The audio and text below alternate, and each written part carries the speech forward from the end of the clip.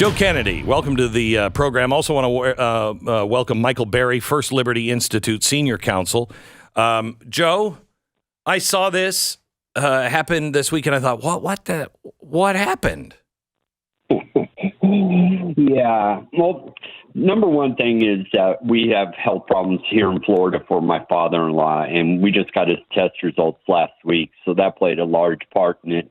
And, you know, it's been a marathon for the past 8 years, fighting to get back on the football field. And the only thing I wanted was to be able to be a coach and to pray after football games. I felt like I finally crossed that finish line. And I'm sure the school wasn't going to lose any sleep over me retiring. So I thought I'd go out on top. So is that the whole story? I understand that they were doing several things to make sure that you weren't so comfortable. Is that true? Michael, you want to answer that? Yeah, and thanks for having us on, Glenn. You know, Coach is probably too humble to admit that even though this historic Supreme Court victory in Coach's favor and a court order directing Bremerton School District that they cannot retaliate against him in any way, it appears that that's exactly what they're doing. They refused to issue him a coach's locker. They wouldn't let him. They wouldn't issue him a coach's shirt or sweatshirt like the other coaches got. They wouldn't list him on the athletic department website. They didn't list him on the coach's roster for the game. They didn't issue him a play card before the game. They ostracized him. They made him out to be a pariah. They wouldn't even let him participate in the traditional pregame meal with the opposing team coaches. And it sounds like we're still investigating. They may even have directed the players to stay away from him during the game and not to have anything to do with him. So really poisoning the well, because it's been 8 years. So these players don't really know Coach the way that the players did when he was there as a longtime coach. And now here he comes back, after the Supreme Court win, and he's treated like a pariah. So I think most people would probably say to themselves, gosh, who would want to work in an environment like that where you're supposed to be a coach, you're supposed to be working with the other coaches and the players, and they're not even letting him do his job, and they're treating him like, just like I said, like a pariah. Did you feel that way, Joe? I felt a little uncomfortable. You knew that I knew this was not going to be a picnic. You knew that it was a hostile environment to go into. They were being forced to take me back. Just in their statements that they were releasing, kept saying this 8-year distraction that I was. And, the First Amendment and religious liberty is not a distraction to me. So, yeah, it was just little things all along the way. And I was expecting it. Well, you shouldn't have. I mean, that's against the law, right, Michael? Yeah, it looks like what they've done meets the classic definition of retaliation, and First Liberty Institute is investigating this to see if that's actually the case, and if so, we're prepared to do what we need to do. If we need to suit up again with Coach, he knows we've got his back. No Marine. That's the one thing. I'm a Marine as well, and we learned you don't fight alone. So we've got Coach's back, just like we always have. It'll be fun to go to battle with him once more. It's unfortunate that we may have to do that. We hope we don't have to. But when you've got a bully like Bremerton School District that starts acting like this, just so petty, right, and just treating him like this and not even really letting him be a part of the team. And it's like they're saying, well, technically we're complying with the court order, right? Where the court told us we couldn't fire him, we have to reinstate him as a coach. Okay, we'll do that. But if we can make his life as miserable as possible, then maybe he'll just, he'll resign on his own.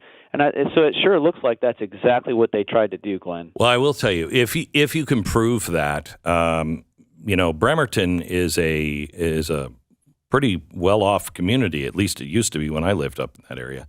And money doesn't talk; it screams. And if they were doing that, they need to be taught a lesson, and that lesson will most likely really come ringing home to them when money is involved. Joe, I have to tell you, I feel so bad for you because in some ways. I mean, I chose it, but in some ways, I don't like conflict. I don't like arguing. I don't like any of, much of my job. But I chose it, and I feel compelled to do it as it's the right thing. But oftentimes I'll have a conversation with my wife and go, I'm not doing anything that I want to do because this is hanging over the country. And you don't have that necessary, well, maybe you do, that necessary obligation to stand up. And you did it, and you won, and you had to be thinking, finally, I'm out of this, and I can get my life back, and I want to just do what I want to do. How did that feel when you thought, oh, crap, here it comes? Yeah, pretty much you nailed it right there, Glenn. Yeah, I said, oh, crap. And it just kept coming. And, I am tired. I don't want to fight anymore. And, I just wanted to coach football. I wanted to finish out, my career the way that I wanted to on my terms. And it was just unfortunate that I met resistance along the way. But, being a Marine and being American, you cannot rely on the president to help us or the Congress to help us or even our local representatives. No, we have to stand up as Americans, and we have to do the fighting. We have to stand up on our own 2 feet and say enough is enough. And so I was obligated to fight this fight. And right now, I feel like I can continue that fight under my own terms, not under the umbrella of a school district, and stand up for other people's rights and help them out. Good. Well, I'm glad to hear that, Coach. I just think you've had an incredible burden to bear. I mean, look at how much time our government has wasted. Think of the manpower that we have spent in just arguing back and forth nonsense things, the money that has been spent. Look at what the GDP, how it's, the man hours and money, all of this craziness that is occupying so many people's lives right now.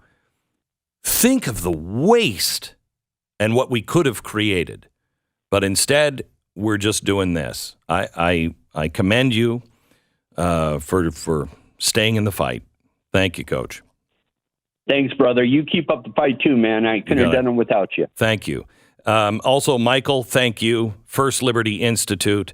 You guys are amazing. What is your web address? FirstLiberty.org. Okay, FirstLiberty.org. This is an organization that if you have $1, you have $100,000. This is an organization that you should invest in. And it's, you get a tax rebate if that's what you want. But it's so important, the work that they're doing.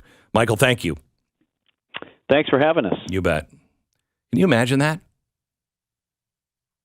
No.